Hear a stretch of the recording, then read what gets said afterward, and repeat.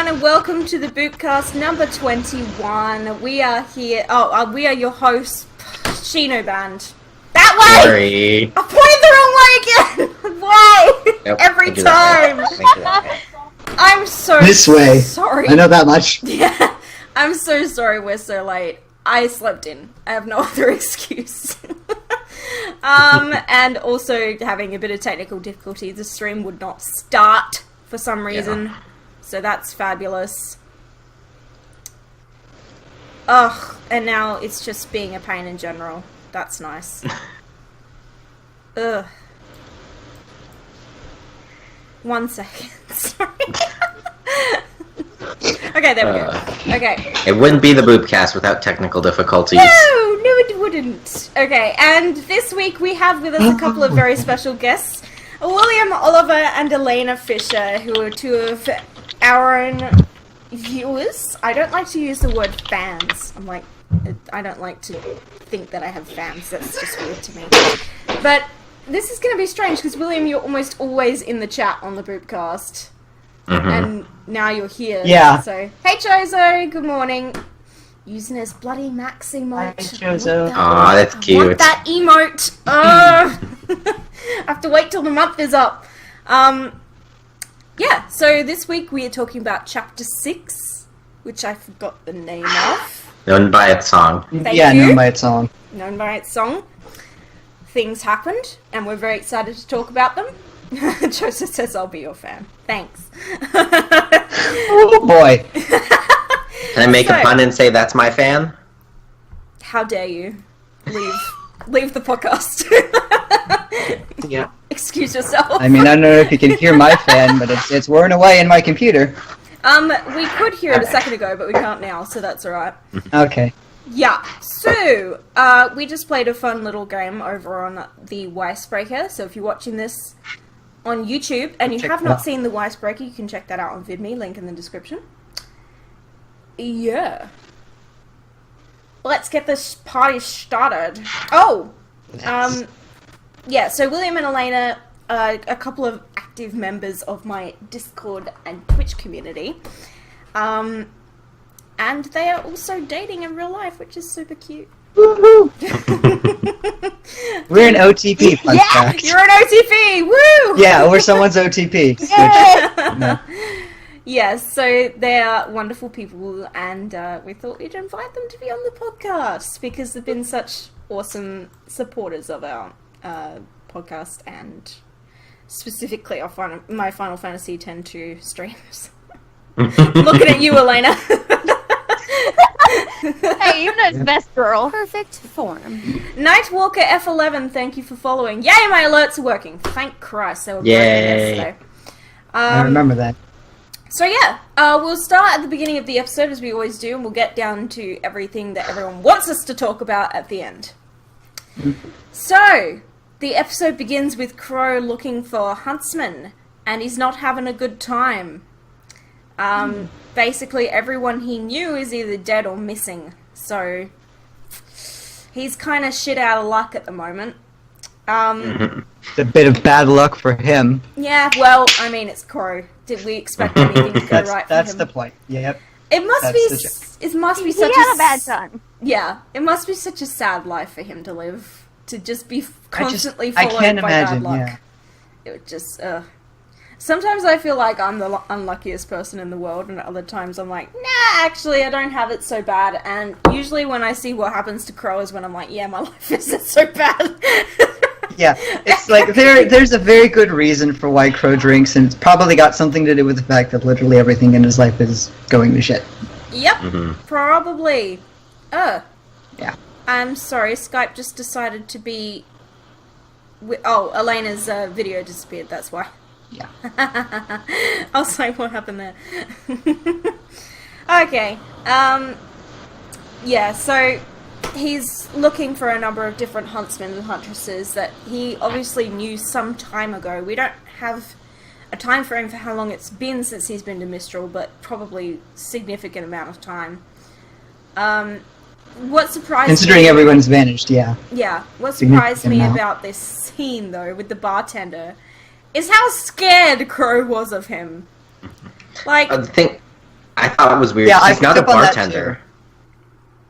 That guy, he's not a bartender. In the credits, he's listed as ramen shopkeep. Like ramen. Oh, that explains why he's cutting out wooden noodles. I didn't understand that. I thought that was just a hobby. Why is he? What's with the noodles? I thought that was just a hobby of his to whittle out bowls of ramen. Okay, well that makes sense. I don't read the credits. I should probably read the credits more. He has a ramen hobby. Ramen hobby. You know, to each their own. But how scared he was of that bartender. I was like, really, Cory? You could destroy him if you wanted to. Like just backing away slowly. Nightwalker in the chat says Crow didn't want to fight. I think that makes a lot of sense. It's like he's not looking for trouble, especially because he immediately takes back what he says about Sho, I think. Started with an S. Shiro. Whatever his name was. The guy he's looking for him. Since he immediately Shiro. Since he immediately takes that back, he obviously was very much not looking for a fight. So I think that's why he's so like, don't do anything, okay? Yeah. He's also doesn't have his weapon on him, which I thought was weird. Oh, he doesn't. He must have left at the house. Mm-hmm. I guess you can't just go walking around Mistral with your weapon. You know, might be a bit weird. But he's a huntsman. Like, who cares? Even for a hunter that huntsman. Yeah. Sorry, yawning. So Gonna get the name out sometime. This next bit had me in stitches a bit because Crow is such a freaking drama queen.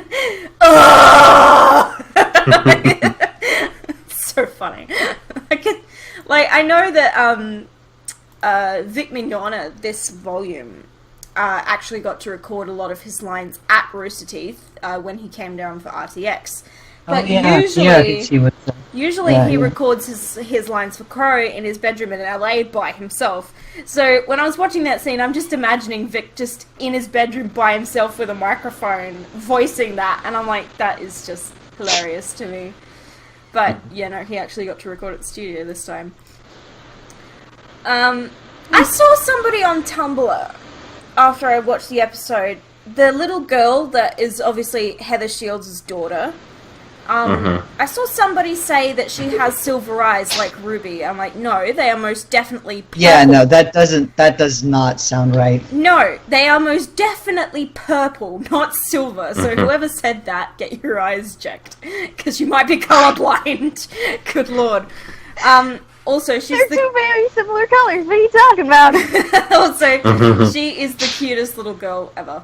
She's like adorable. I didn't see. I like that we're seeing children in RWBY now, because we saw one last episode with the little Faunus boy, and now we're seeing this little girl. Yeah. And it's kind of like, oh, we've never seen children before in RWBY besides the 2D drawn flashbacks.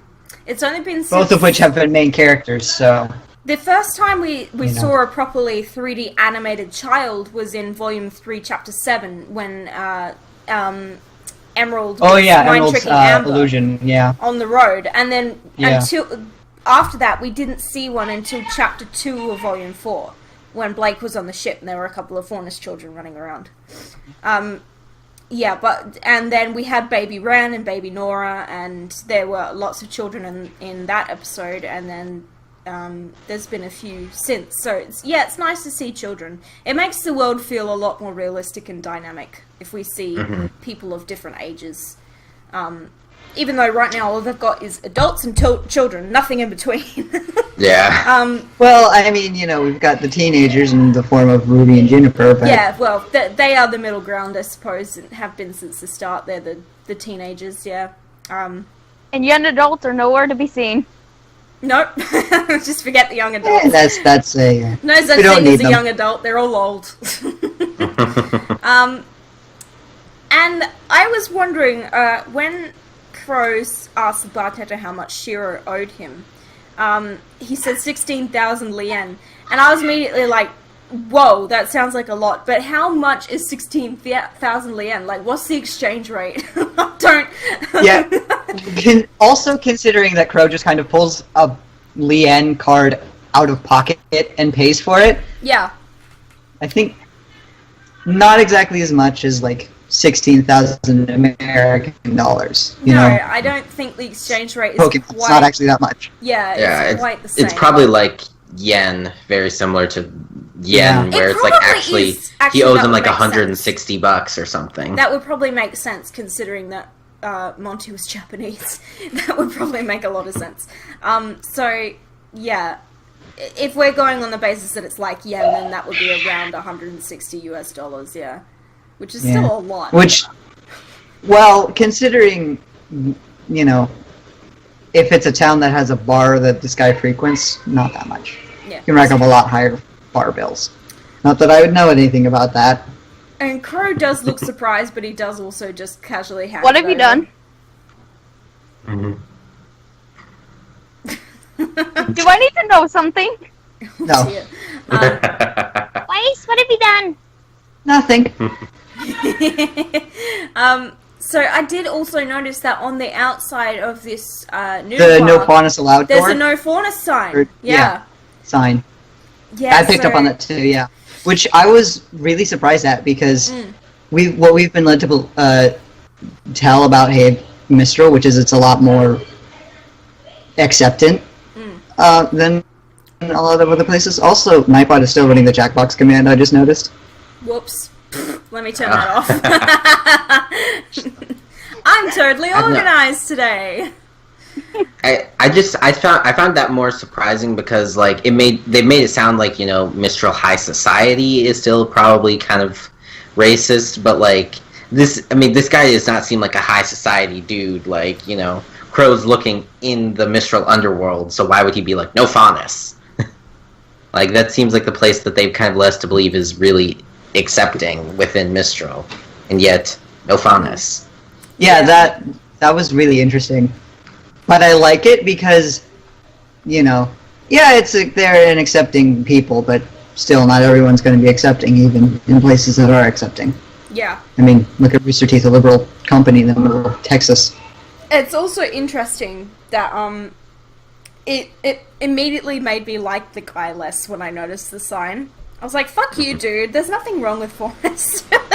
They're not going to contaminate your little noodle bar. Like, calm the hell down. But, you know, yeah, it is interesting to see.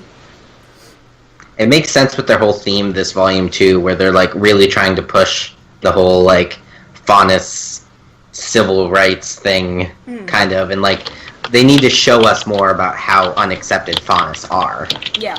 And it just kind of reminded me as well of, like, when you go to a restaurant and there's a no dogs sign, you know? It's the same kind of thing, and it's, like, treating these people like animals, and it's, like, that kind of, showing us that is a reality that happens elsewhere in the world, because Vale is the most accepting place we've seen so far, aside from Menagerie. But even Menagerie is very, like, exclusively faunus society. There are no humans there. So yeah, Menagerie is not really accepting for the opposite reason. Yeah. Like, they don't really like humans. No. The rest of the world doesn't really like faunus, which is an interesting reversal. I would be interested if we actually get to see Vacuo at some point in the future, because apparently Vacuo is the most diverse of the kingdoms, and that a lot of faunus actually live there. Sun was from Vacuo, so originally, and then he moved to Haven. It also makes me wonder about what kind of a time Sun had attending school at Haven Academy, because we know that Velvet was bullied a lot, even at Beacon, and Vale is a more accepting kingdom, it seems, than even Mistral. So, yeah, it makes me wonder what kind of a time he had, especially because he couldn't exactly hide his faunus trait, unlike Blake could, to avoid attention. You know, he's got a friggin' monkey tail. It's not the easiest thing to hide. So, yeah, but still, from like the Sun that we've seen, he doesn't really seem like he's experienced very much like persecution and racism he's in his either life. gotten really lucky and not been discriminated against a lot, or he's really, really good at hiding it. Yeah, or it just doesn't really bother him. Yeah, but like yeah, I just wonder about what kind of a time he had going to Haven. I'm gonna be honest. I was gonna make a joke about Sage and how scary looking he is, but then I remembered Coco has Yatsuhashi, and that didn't help her at all. No, it's true. So. Yeah. So, Perfect form. Sepsword19, thank you for following. Why was that alert only in my left ear? That was really bizarre. Made me look to the left immediately. So yeah, anything else we want to say about this scene before we move on to the next one? Because the next one is chock-loaded full of information dump. I was just confused why Crow paid off Shiro's debt. I mean, it seemed weird, especially if Shiro was dead. Like, why? Just to clear his name, I guess, and because like Crow knew Yeah. him and didn't want him to have a bad name if he died, you know, protecting Yeah. Mistral. Yeah, because I mean, he does say Shiro's name is clear or something along those lines when he his walks name out. is clear. So Yeah. yeah. And then, like, the ramen guy said, that idiot. Like, he was actually kind of upset that he understood that Shiro had died in service or on a mission. But I found it interesting that Shiro's name on the list of huntsmen, it said that his mission was in progress 5 weeks ago, and then others said they were terminated X weeks ago. So I'm like, is he MIA or have they confirmed him dead? Is my question. I think from the way that those types of phrases are normally used, it's either he's MIA or he completed his last mission 5 weeks ago and hasn't picked up another one since. Might have been, yeah. Yeah, I'm guessing he's MIA because Yeah. like they don't want to list it as terminated just because he's missing. Like, Yeah. Yeah. They don't want to confirm dead until they actually have confirmation. But, you know, Crow seemed to have a knowing look on his face, like, oh, if he's been away on a mission for 5 weeks, he's not coming back, you know. So, yeah. Okay. Which speaking of the wall of that wall, I did want to mention that because I thought that was very interesting that they have an actual list of all the bounty hunter missions and who is doing those missions. I thought that was actually really cool that they treat bounty hunting as this sort of it kind of actually reminds me of bail bondsmen's and bail bondswomen, where it's like, you know, go find this person and we'll pay you for bringing them back. It was really interesting to see that practice is alive and well in Mistral. So that was a cool look at their society. Yeah, well, we saw that in Volume 2 when they were all accepting missions during that, after Ozpin's speech thing, and Ozpin let them off the hook. Like, they had a very similar setup. Yeah, but that was school missions inside the academy. This was in the courtyard of the city, and just, you know, random people, which... In the slums of the city, which was really cool to see, actually, I thought. And it also works towards what Raven said later about the fame aspect, because these people, if they see that they're... Yeah. Their That's a good names point. are plastered on this wall of stuff. Like, look at what I'm doing. You know, yeah, exactly. And it was interesting to see the slums of Mistral as well, which we haven't really seen a slums so much. We've seen downtown Vale, but even that's nicer than the Mistral slums. Good lord, it's not a very nice place. But you know, those places would exist in these worlds, and it's good to acknowledge that and to see that. Yeah. So moving on to the Yang Raven Weiss scene. Wow. Okay, so we knew that there was going to be an information dump this week, but it wasn't quite the information we were expecting, I don't think. Yeah, a lot was revealed, but at the same time, a lot was not revealed. We still don't know the specific reason as to why Raven doesn't like Ozpin, which is very upsetting. And we still know nothing about Team Stark, except for the parallels they drew between Team Stark and Team RWBY, which we'll talk about. So Vidal was serving them tea at the beginning of this scene, and Raven says, you know, it's best when it's hot, and Weiss goes, you know, you're really obnoxious. I was like, yes, Weiss, I'm all about the sassy Weiss this volume. It's fabulous. I'm loving the that felt a little out of place. like, I agree with her comment. Raven does seem to be a little obnoxious now that we're actually getting to know her. Yeah. But I didn't like that line simply because of the fact that it just comes out of nowhere. She's like, drink your tea, it's better when it's hot. I was like, you're acting really obnoxious. Like, whoa. Weiss has got a... Tone down the sass a little bit. There's Definitely... a time and a place. Why you calm down? Well, I mean, like, they did kidnap her, so... Yeah. She's understandably annoyed. They kidnapped her and she finally has, like, protection and freedom. Yeah. And she's like, I really just want to tell you how much I hate you. Yeah, exactly. I fucking hurt you! It's not a good mindset to be in. Yeah, she's definitely got a lot more attitude this volume, and I'm loving it. I'm all about that clapback for Weiss. It's definitely been Plus, it just shows more into what Blake said last episode about Weiss being defiant. Like, you know. Yeah, she will defy every single chance that she gets. Yeah. And it's definitely, yeah, I just loved that line from her. It made me laugh so hard.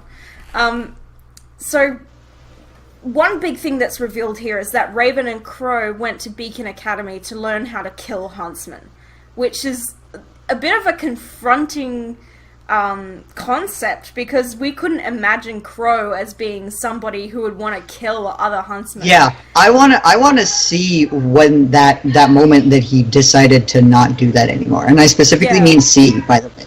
Yeah. Because knowing them, we're not gonna actually see it. We're just gonna hear tell of it. But I want to actually see that moment when Crow decided, I don't want to follow what my parents have told me to do. And it's interesting too that Crow went one way and Raven went another on this issue, because from what it sounds like, they were quite close growing up, and they went to Beacon at the same time. They're twins, obviously, so they were the same age when they went, and yeah, it's just very interesting. And she talks about how they wanted to learn how to kill huntsmen because huntsmen were the only ones capable of ruining the tribe's raids and all of that, and but then they were dumped with all this information about Ozpin and about the maidens, presumably, and about Salem as well. And Raven... The part I found most surprising was that she goes on to say that all of Team Stark knew about Ozpin's that reincarnation. Surprised you? Oh, well, the reincarnation. Okay, yeah, the reincarnation bit. I thought you were about to say that Ozpin told all of Team Stark about that, and I was like, really? About the reincarnation. A while ago. Well, yeah. But yeah, no, the reincarnation bit. Yeah. Because Ty didn't really like the way we saw him last volume. He didn't really let on that he kind of knew Ozpin would be back or anything. No. Like he seems very out of the know, which is, I mean, a little bit why I was like, what?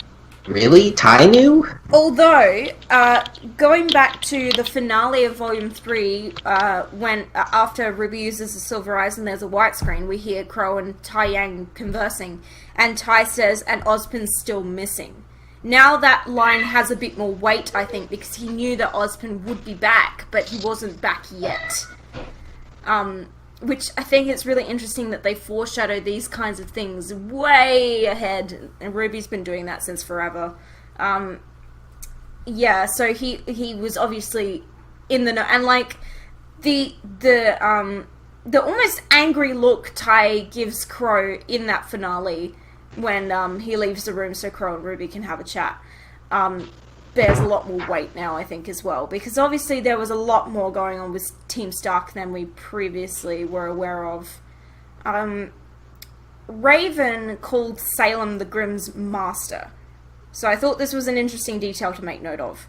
Because, so she calls her the Grimm's master. So that gives us more of an idea about the Grimm and sort of where they come from. Not necessarily that Salem creates them, but that seems like a lot more likely to be the case after hearing that. But at the very least, she does have some sort of control over them. Yes. Which makes me wonder if she has the ability to pass her power on to Cinder, which is why Cinder was able to call the Grim Dragon. Yes, it's true. Yeah, so Salem being the Grimm's master is an interesting thing. So, I have so many questions after watching this scene. I'm just like, to what extent is she their master? Did she actually create them? Like, what is the whole deal with that? But of course, they reveal like so little and leave us with so many more questions than we had when we went into this scene, which is so annoying. And they don't actually answer any of the questions we're dying to have answered. So, another interesting thing I noticed about the scene is that Yang's taller than Raven. I found that very interesting. Like when they're standing in front of each other, Yang is just slightly taller than Raven, and they're both wearing heels, so it's not that. And I think Raven's heels are actually taller than Yang's. Yeah. So Raven's shorter than her daughter, and that makes sense. And that rhymed. I didn't mean for that to rhyme. She drank her milk. Yeah, Yang drank her milk, exactly. Oh, we'll get the whole milk. Yeah. She drinks milk. That was the wrong voice. I drink milk. So, Yang, again with the anger issues, Raven says some choice words about Crow, and especially about Tai Yang. And Yang says, "Don't you dare talk about my family like that." And that was kind of my feelings in that scene. I was like, Raven, how fucking dare you? Like, you don't have the right to talk about Crow and Tai like that, because they're trying, and you're a dick. God. This scene made me hate Raven so much more than I already did, and I didn't think that was possible. Like, I really just wanted to die. I'm like, goodbye. I don't even care. I just want you out of here. So, and Raven reveals her shape-shifting power to Yang and Weiss, and it answers a question that I had since the end of Volume 3, when Yang's looking out the window and there's that raven in the tree, and I was like, even at the time I was like, I feel like that's Raven. And it was Raven, as we find out in this scene. So basically, Raven has been keeping an eye on Yang more than just saving her that one time from Neo. She's been, watching, flying around her in the yellow trailer, which yeah. So that was Raven as well, and it's like, and they gave these subtle little hints at filming this bird, and we had to know there was something significant about this bird, because the first time we saw the raven was when Crow showed up in Volume 3, just before the fight with Winter. So we knew there was something significant about this bird, and it had something to do with the Crow. So, they give us these little tiny, like, hints of things long before they actually pay off. Yeah, so, but on the subject of those birds, so we find out here that Ozpin actually did something to Crow and Raven to make them shapeshift into birds. Which now I'm like, what did he do? What the hell did he do to them? How did he do that? Like, what was... I have so many questions.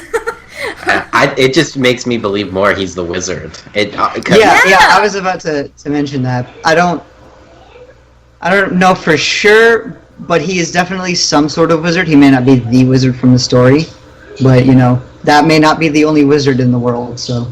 All of this information they're giving us is so annoying, because I went from thinking he's the wizard to thinking he's not, and back to thinking that he is again. I'm like, I don't know, just tell me. I'm dying over here. Another interesting thing about Raven's character model, which it's gone through a few changes since we first saw it in Volume 2. But her blade is significantly shorter than the first time we saw it.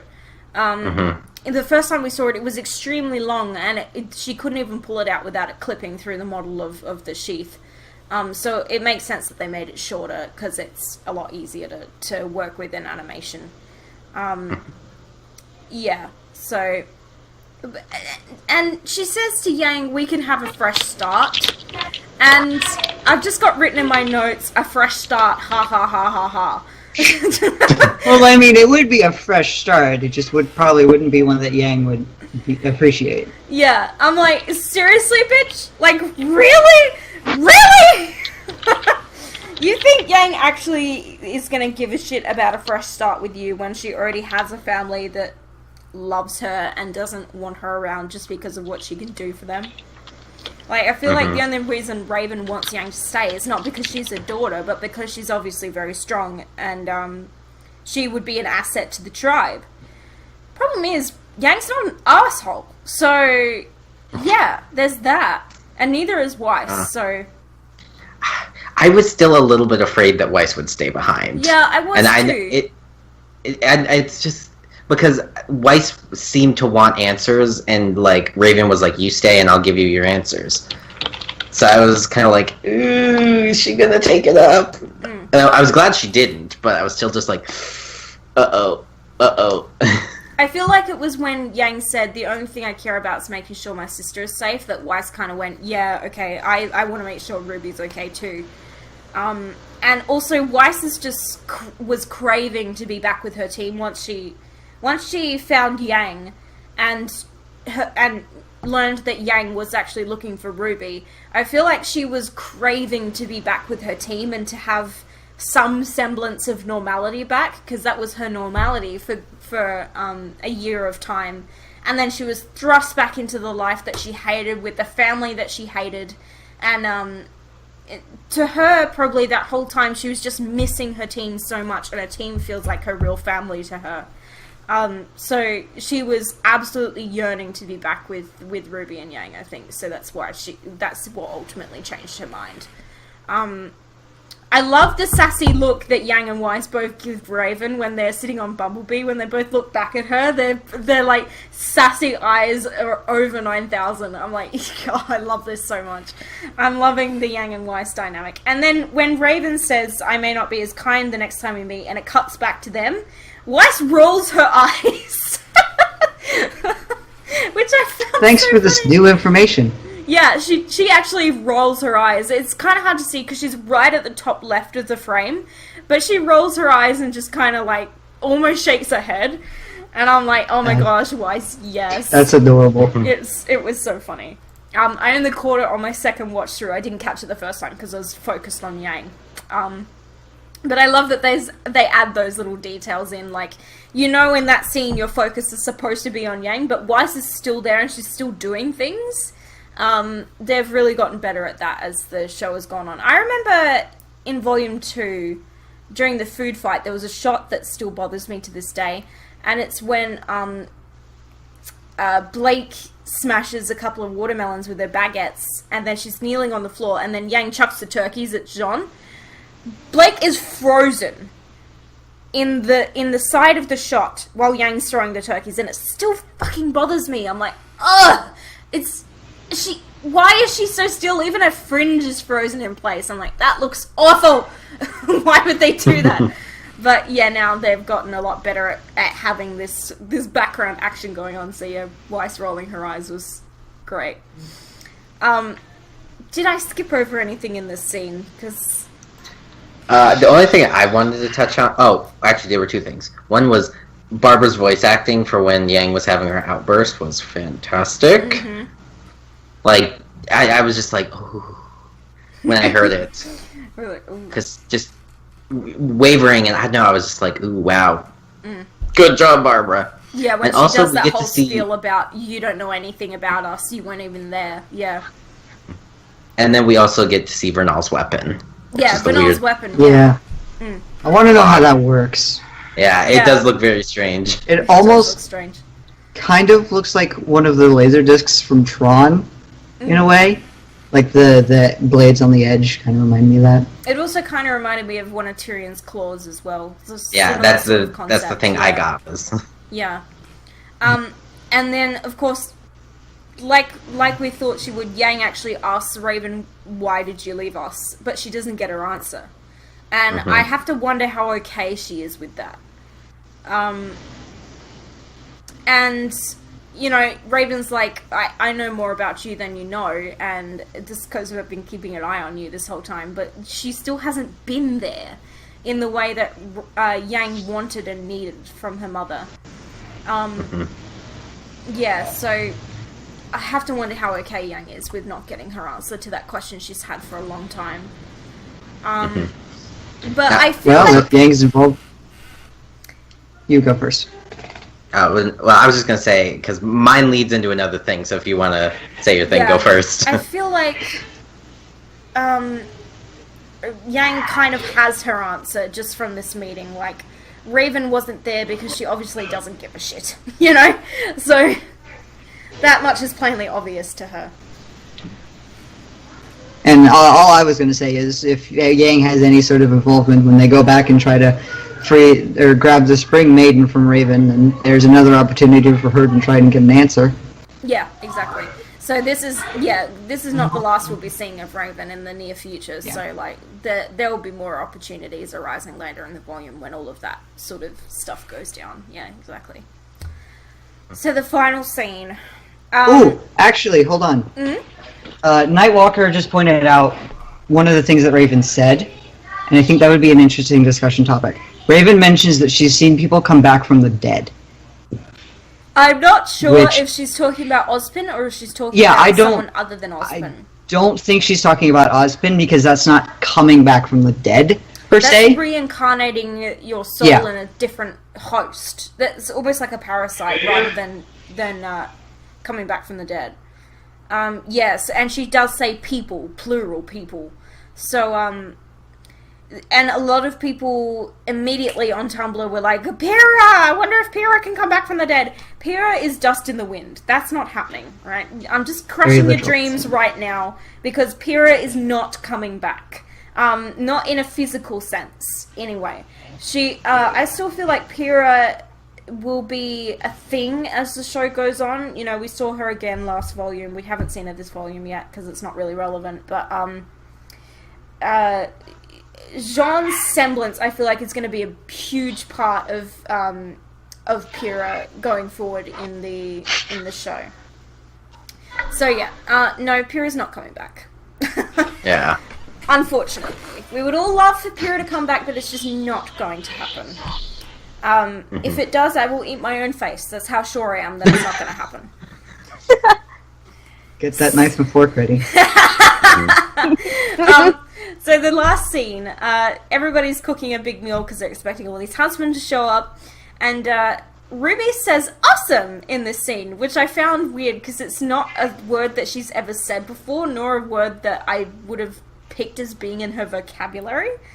But, I don't know. I feel like she's picked that up from somewhere.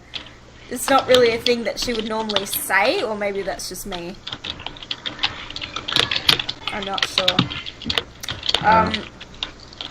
The animation on Nora's face while she's eating the carrots, which are raw, by the way, and still have their skins on, which is disgusting. Raw carrot, gross. The animation on her face, she's got that cute little, like, chipmunk expression chewing the carrot, and I'm like, that is freaking adorable. I love that. That looks so good. The expressions this volume, and they touched on it in the RWBY for this week, talking about how their rigs work and how the facial rigs work and all of that sort of stuff. The facial expressions have been absolutely superb this volume in particular. Last volume they were very, very good. This volume they've stepped it up even more, and the expressions feel so much more realistic. It's amazing how much they can do with a face that is actually quite flat when you compare it to, you know, an actual human face that has a million different expressions. But the amount of expression they're able to get out of their faces is extraordinary with this new rig that they're using. And when Ren says, you're gonna overcook that, RWBY says, no I'm not, shut up! I'm like, good lord, RWBY. And Ren just kind of smiles at her. She just wants to prove that she's a good cook. Yeah. Ren just sort of We'll smiles at her. The name of the cook shirt. And then she wants to prove to Ren senpai. Yeah. Then when that puff of smoke goes up, Ren has this look on his face like, I told you you were gonna overcook it. Like, let me take over. Go on. Shoo, peasant. You don't know what you're doing. Because obviously Ren is the master of the stove, so, as we know, but... Yeah. So, I liked Crow's voice acting off screen here when he's like, hey, RWBY, like, you might want to come see this, like, now. Yeah, RWBY's like, give me a minute. He's like, no, now. Now, RWBY, like, turn around. Give me a minute, I'm trying to Prove I'm a good cook. Yeah, exactly. Ruby, get over here right now and give me a goddamn hug. As soon as I saw... Yeah. As soon as I saw that Am I hearing voices? had that tray with like the teapot and everything on it, I was like, okay, she's gonna look up and drop that on the floor immediately and smash everything. And sure enough, she did. But what I wasn't expecting was her expression. She looks insanely guilty when she sees Yang. First she's surprised, then she's guilty. Which is, I thought was interesting, that she actually feels guilty for leaving her sister on her own. Well, she wasn't on her own, she had Tai Yang, but... And then she proceeds to say, I'm so sorry, like, I should have stayed, I should have talked to you more, I didn't know if you wanted me around, and all of this. And, like, she's having such a huge guilt trip. And I'm like, geez, Ruby, don't be so hard on yourself. Like, Yang's fine. She'll be fine.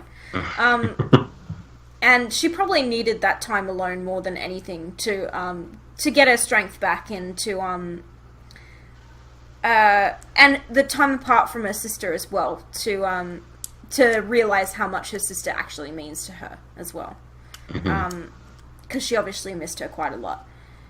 The tears, I thought, looked way more realistic than the last time we saw them, and the last time we saw tears in this show was, end of Volume 4. Yeah. Oh. And we saw him last episode when Oscar cried, but that was just point of view. That was dripping. That wasn't like streaming tears. Yeah, and they do look a lot more realistic. They've thinned out the. It feels weird to talk about tear stream, but they've thinned out the stream going down the cheek, and it looks a lot more realistic. And where I've lost my place. There we go. Yang hugs her here and she says, I love you. And that hit me hard because the last thing we heard Ruby say to Yang in the show was, I love you, and she never got a reply. And this is like Yang saying, I love you back, finally, after more than a volume's worth of time. And even though we know there's 3 months of time that we have unaccounted for at the end of Volume 3, Yang was not in a good place the last time when we saw her at the end of Volume 3. And Ruby's little I love you at the end there always gets me every single time. And to hear Yang finally give her a reply was really emotional for me in this scene. And then Ruby bursting into tears and sobbing. I was like, my baby! Don't cry, it's okay! And then saying, I love you too!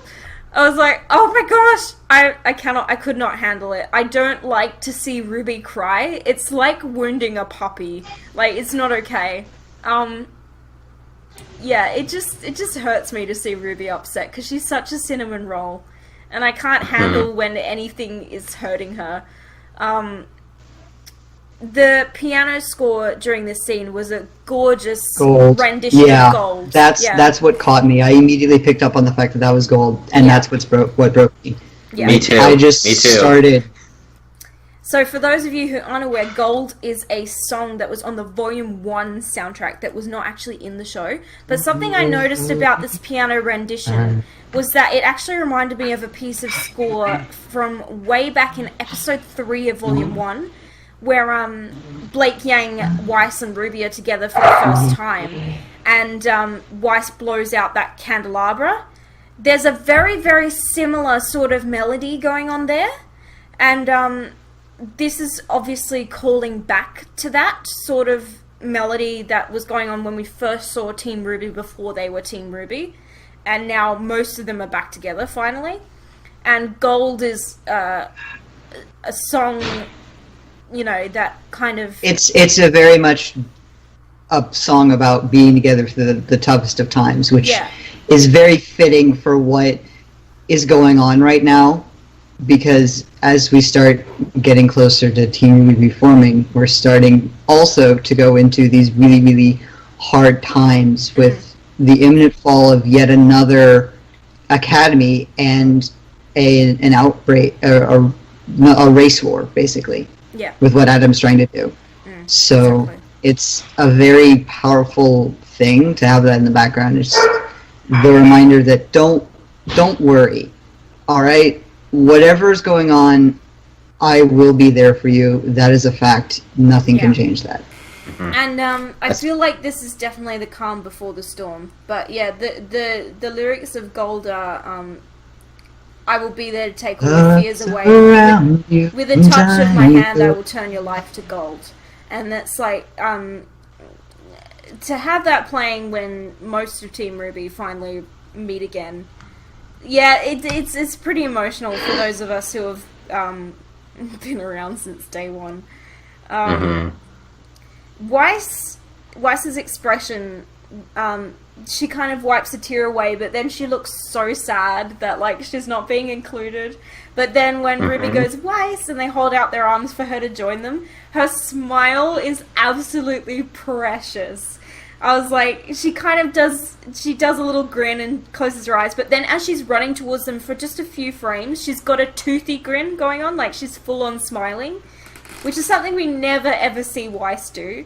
And I was a mess during this scene. It was not okay.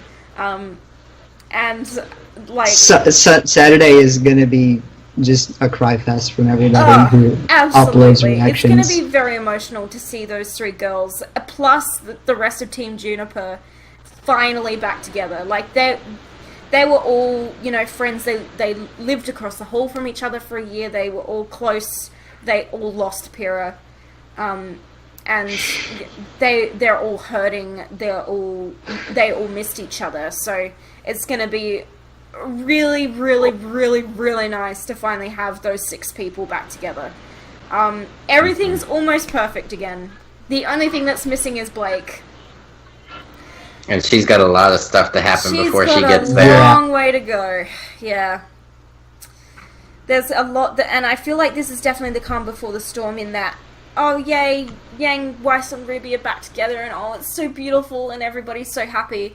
And then we're gonna go back to Blake's story and shit's gonna go down, Gira's gonna die, all this bad stuff's about to happen, and like, you know, that's what they're setting up for. They're like, here you go, here's all the lovely, nice reunions all in one go, and bam, here comes all the bad shit. And yeah, just because they like making us cry. And I've cried 3 weeks in a row now, and that is not okay. That's a record for this show. Like, I know, right? Ugh, but I'm just not okay with that. If I cry this week, I'll be actually annoyed. I will too. But I feel like I'm definitely going to, if there's going to be a lot of, like,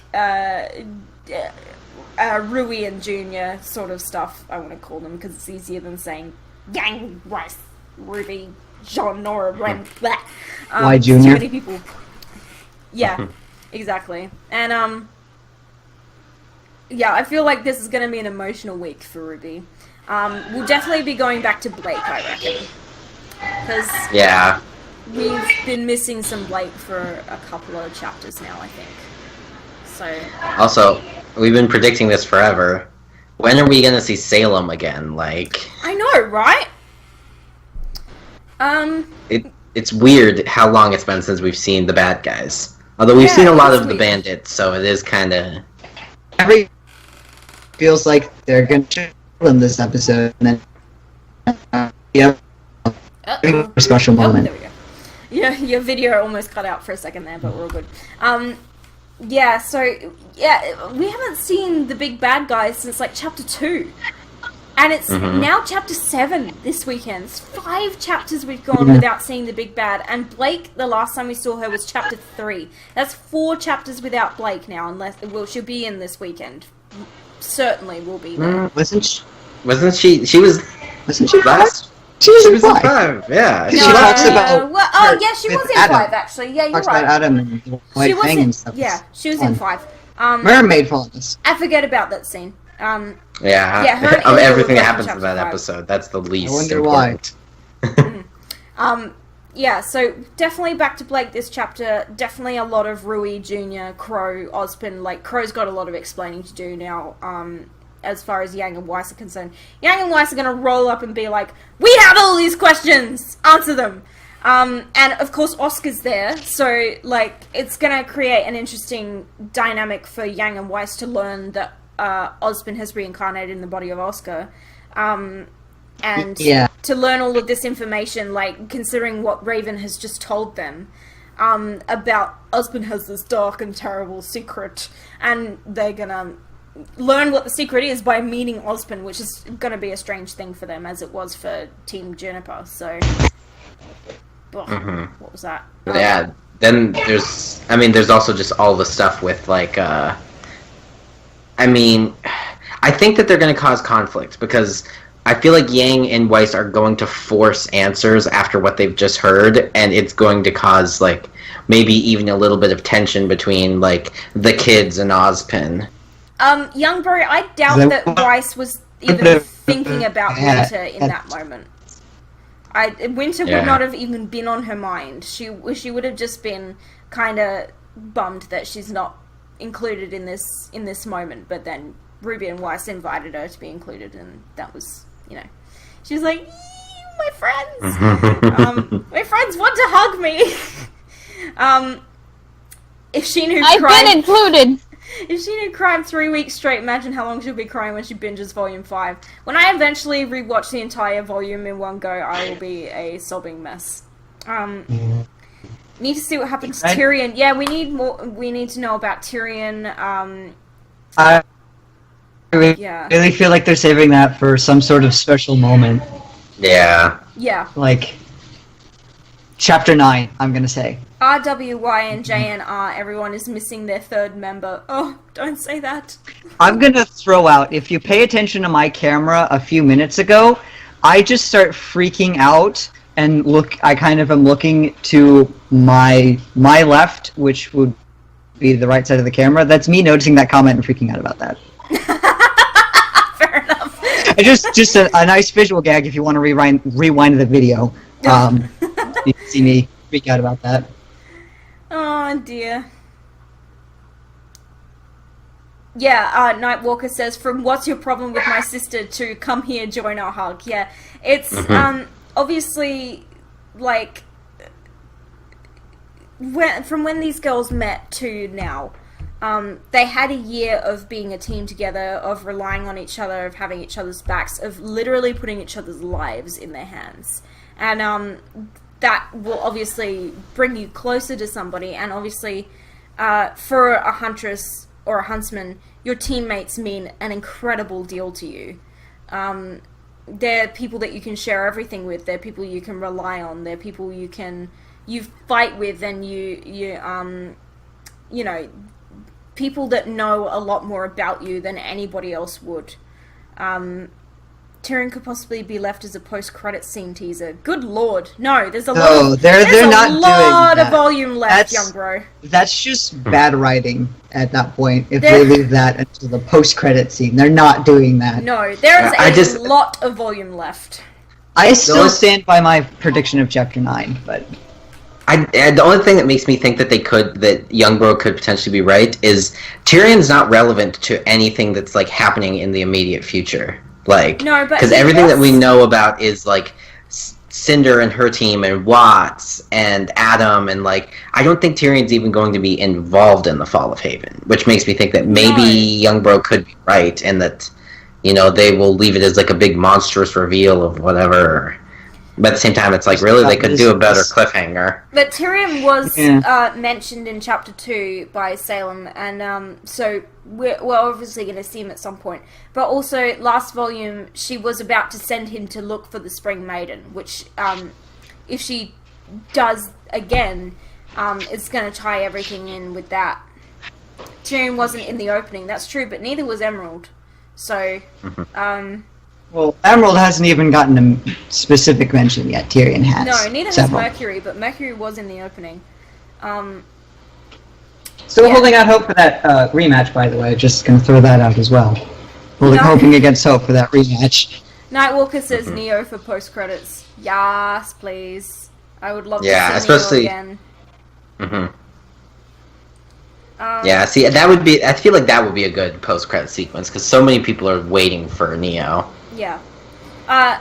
Pisky and Waterbender has pointed out about Weiss and Yang having seen Vanal, and the fact that Crow is looking for, not looking, he knows what the Spring Maiden is, but the fact that they have seen the Maiden and, but they're not aware of what she is, I feel like there's going to be a lot that's explained to Yang and Weiss off-screen, just because they don't want to rehash a lot of stuff for us.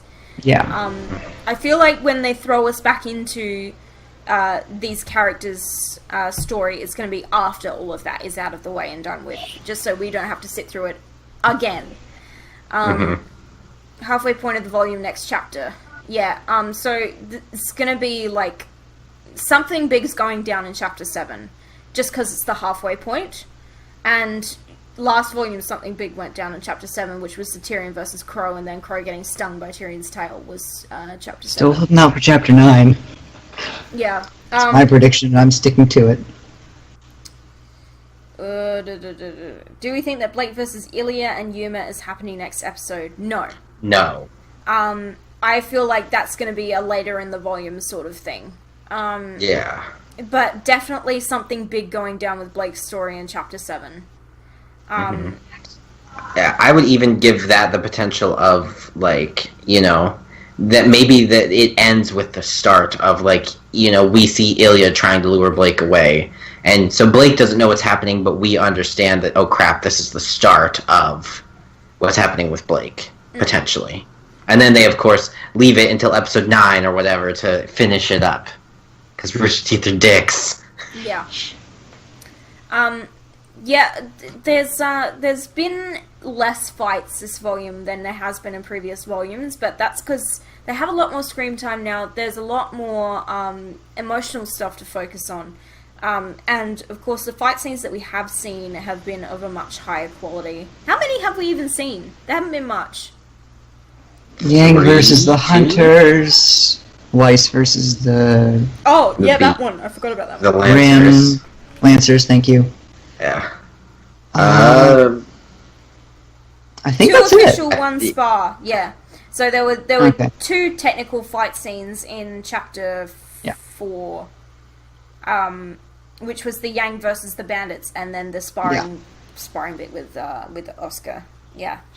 So there's only been really 2 so far, and we're almost halfway through the volume. So, but what we are getting is of a significantly higher quality than what we've previously seen. So, yeah, there hasn't been a lot, but I feel like the show is moving beyond that, like, oh, this is a show with cool fight scenes in it, to really, like, getting more into this is a show with dynamic characters and a dynamic story, and it's a show that is very easily to emotionally invest yourself in, but still has epic fight scenes when they are shown. Yeah. I mean, they're setting up for a lot. There's going to be a lot of fight scenes towards the end of the volume, because I feel like we still have whatever's going to happen with, like, Blake and Ilya and Yuma. We've got that going on. We've still got The raid Crow on and the- all of them yeah. versus the Bandits. We've still got the fall of Haven. Like, there's a lot of fight scenes coming There's up. going to be a lot of chaos Yeah, there will be a towards lot of the end, like chaos, chapter 10 to chapter 14. I feel like Yeah. will just be utter chaos. It will be the fall of Beacon all over again, to quote Yep. Kira. Yeah. Which the last one started on chapter 10 as well. And So finished on chapter 13. 12, yeah. Yeah. So, but this time we get 2 extra chapters. So, yeah, predictions for chapter 7. Definitely going back to Blake. Hopefully seeing Salem and bad guys, but I'm not so sure about that. And definitely more RWY Jr. as well. A lot to deal with there. I wonder what's the next time we're going to visit Cinder again. Because she's on her own completely different thing from Salem in her castle. Yeah, No well, digger. Salem has sent her to Mistral. Her and Emery and Mercurald. Mercury and Emerald. Emery and Mercurald. Her and Mercury and Emerald were on their way to Mistral, so the next time we see them will be in Mistral, I assume. So, Shit. Oh no. what's going on there? Thank God for fence lines. Yeah. That's interesting. There's only 3 official storylines now. There's Crow and Rui and Junior and Oscar are one storyline now. Blake and Sun are one storyline, and then the villains, so Salem and that, and then Raven and Vinal are another. So there's up to 4, which is less than there was at the start of the volume. A lot less, because now they're joining everybody's storylines together. Like, at the end of volume 4, Oscar was separate, and Crow and Ranger were separate, and Yang was separate. Yeah, there were like 6 or 7 different stories that we could follow last volume, heaps. and then they're kind of tying everything together again. Yeah, they're tying everything together, which means that everybody is going to get a lot more screen time together. Yeah. Obviously, which is a good thing. Does Lionheart count towards the... At the moment, Lionheart counts as a villain. Yeah. But it will depend on his progression throughout the volume, where his storyline goes. Crewy is the new acronym until Blake comes. Oh, Quarry? Quarry. I don't like that. Excuse me. Yeah. No. QWORY. Oh yeah, Oscar. That's a good point. It still works for Quarry, but just can't forget about that O. Yes. So Blake and more Rui and Junior and Crow and Oscar, and hopefully more villains. So yeah, I mean, it's been ages since we've seen the villains, so. I could honestly see the next episode being just entirely villains, because there's a lot to happen there with the Cinder meeting with the bandits, and Salem and Tyrion talking, and whatever the hell Lionheart is doing. Like, they could make a whole episode out of it, especially since they've neglected us so far. Yeah. I was like, why am I seeing William in the chat? What do you know? The guy who carries the chat most of the time is in the chat. Quarry range. That's a bit of a stretch. The Quarry range. Yeah. Adam's story too. Yeah, that's true. We haven't seen Adam in a significant amount of time, so White Fang, that's another one. Yeah. What really can they do with that, though? I don't really know what more they could do with that right now, because like they've shown us that Adam's in control. There's not that much more to show us there. Aside from random scenes of maybe people who are uncomfortable with Adam ruling, to have people who will look back to Blake's side later. But other than that, what really can you do with the White Fang at this point? Yeah, I mean, I feel like they'll continue to do what they did in Chapter 5, which is show us Adam's story through Blake's story, in that showing him sending the Albane twins that message and that kind of stuff, so... because for the moment, that side of things is kind of irrelevant. Right now, the focus for Blake's story will be on Ilya and the Albane twins, and Adam's not going to have anything really to do with it, I don't think. Adam seems to have an affinity for herding cats, doesn't he? Well, he's got beef. Oh yeah, stabs Blake, shanks Sienna. That's a good point. Sienna was a tiger. I didn't actually think that. Yeah, I was more thinking he wants to murder Gira and Kali. He's already tried to murder Blake, but that's all connected. I forgot that Sienna is feline faunus too. Yeah, he just really likes dogs. Adam is going to stay where he is now, because since he's the High Leader, his place is where he is, so... yeah, Adam's got a real problem with cat-type things, I guess. I broke him! Wait, I missed that. What just happened? I was like, he just really likes dogs. He's a dog person. No. And he just starts breaking. I broke him. Broke William. I do this all the time. It's fine. Oh, Hazel. Oh, I see. Yeah. Hazel on his way back to Salem. Possibly. Yeah. I feel like he's going to stay put for the time being, though. Adam is full of bullshit. Yeah, no kidding. Let's just hope the theory of how the Monkey King defeats a bull in Journey to the West comes true. That's true. I haven't heard that one. I feel like Sun isn't making it out of the next couple of volumes alive. Yeah. I mean, Sun is gonna try to go against Adam for Blake's sake, and that's not gonna end well for him. He's gonna lose. Mhm. A torso. Yeah. Hopefully not that extreme, but you know. Oh, you know, with that boom slice thing. Nora Who versus knows? Hazel, yeah. That was teased in the opening, but I don't know really if that's going to be a thing, because Hazel... Yeah. I don't see how Hazel- Hazel's story ties in with everybody else at the moment. No, his beautiful abs. He's wearing one shirt that's unbuttoned. It's his own fault if they get ruined. No, don't cut off his tail. That will just be tragic. We've already had one tail severance, so that's enough. No more tail dismemberings. I mean, what if you cut it off? I mean, Sagan's Tyrion final? deserved it, but like, don't do that to Satan. That's just horrible. Poor Ragnarok. Yeah.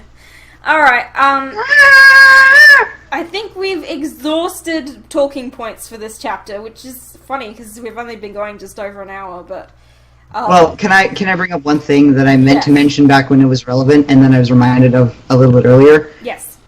When Raven was talking about, I'll show you something that Ozpin did, and like something that will make you believe in magic.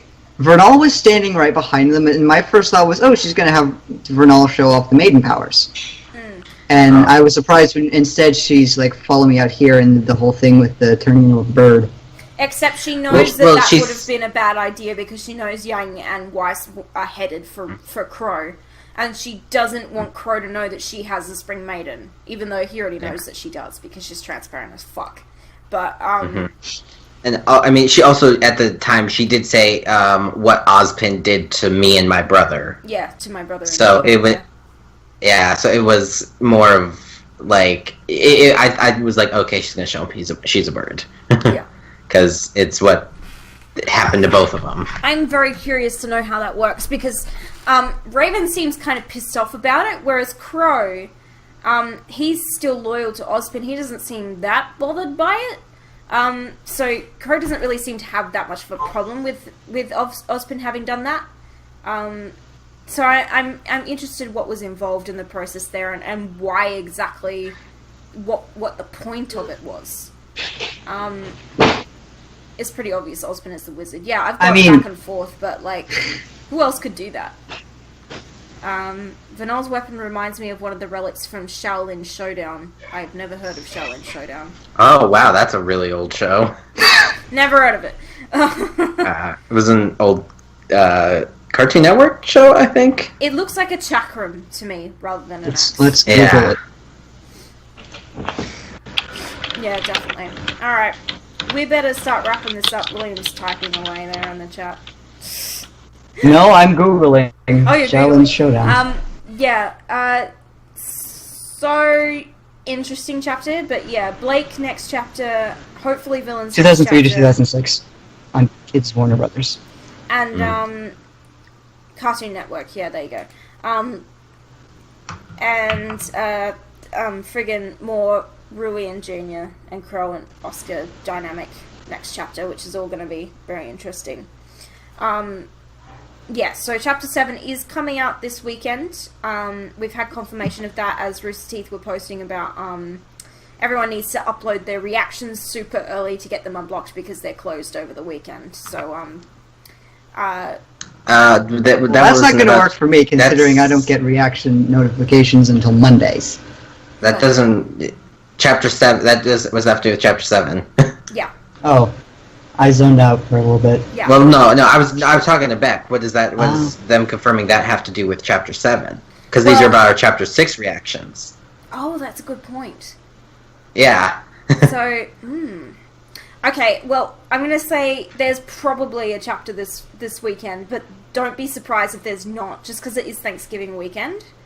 And I could see them giving us a break week now after that big reunion as well. So, I'll keep you guys updated on Twitter, so make sure you're following my Twitter to know what's going on. Once I know something, you'll know something.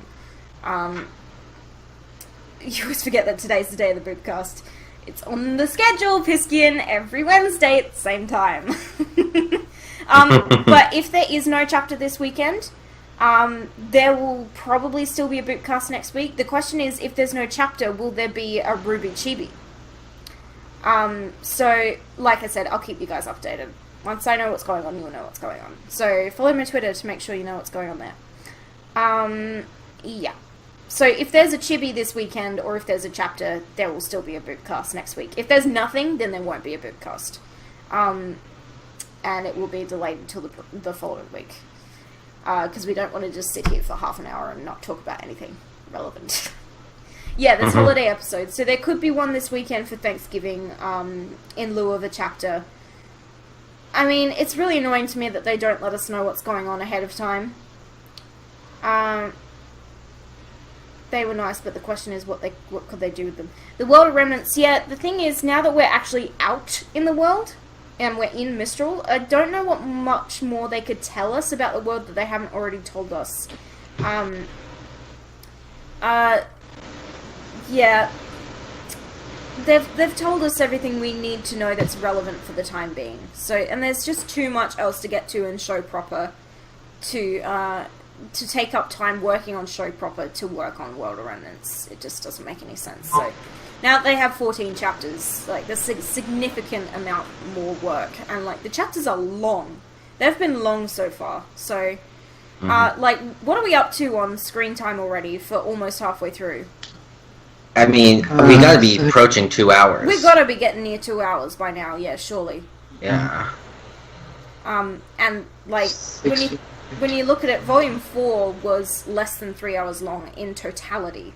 So this volume is looking to be over 4 hours long at this stage, which is significantly longer than we've previously had a volume of RWBY. So, yeah, to waste animating time on the World of Remnants makes no sense when they have so much to get to in the show proper. And then they're doing the chibi holiday episodes as well. So, yeah, they got plenty on their plate already. Nearly an hour in the first 3 and another 45 minutes or so. Yeah, that sounds about right. I think it was actually over an hour by the first 3, because they were all... No, because aren't episodes 1 and 2 minutes. Yeah, aren't episodes 1 and 2 like 23 each or something?